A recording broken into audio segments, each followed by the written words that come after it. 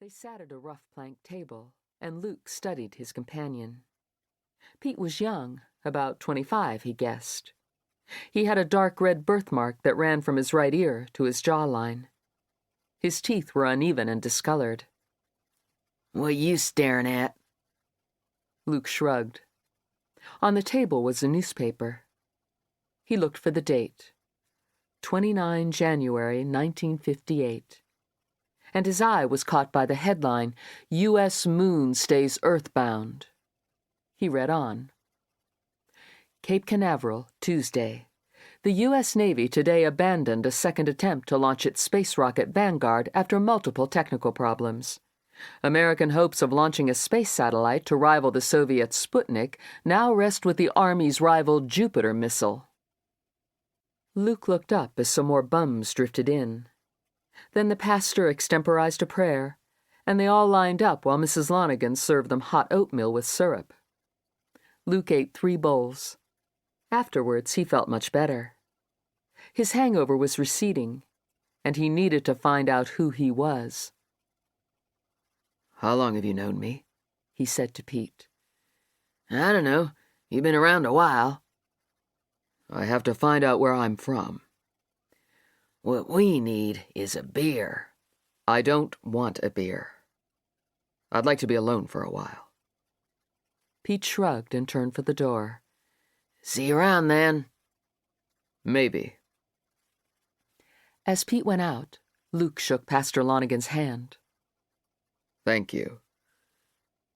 You haven't been living rough very long, have you? It takes its toll on a man, but your skin is clear under the dirt. Quit drinking now. Lead a normal life." "I'm going to try." Luke went up the stairs and into the street. It was still dark. Pete was on the next block, speaking to a man in a green gabardine raincoat with a matching cap. Begging the price of a beer, Luke guessed. He walked in the opposite direction. His feet were cold, and he realized he was not wearing socks under his boots. As he walked on, a light flurry of snow fell. Elspeth woke up worrying about Luke.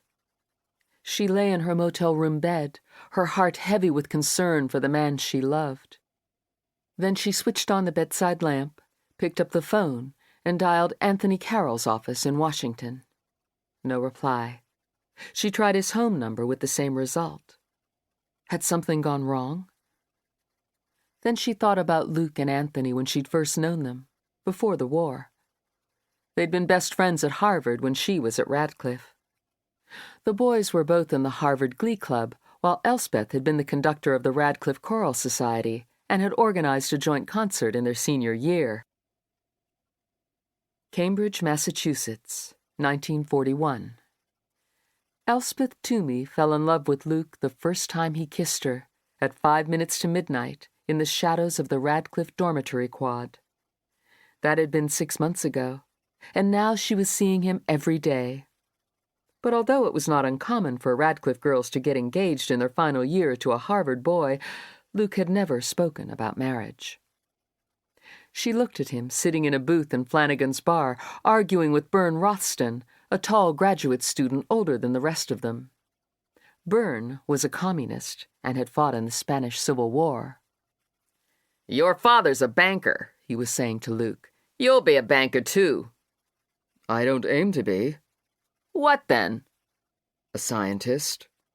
"What kind?" "I want to explore beyond our planet." "Space rocket, schoolboy fantasy." "No, it's going to happen." "Are you kids old enough to drink in public?" A tall figure cast a shadow over the table. It was Anthony Carroll. With him was a striking girl with a petite figure. "Meet Billy Josephson."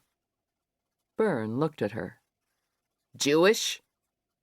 She was startled to be asked so directly. "Yes." "So you can marry Anthony, but you can't join his country club." "I don't belong to a country club," Anthony protested. "You will, Anthony. You will."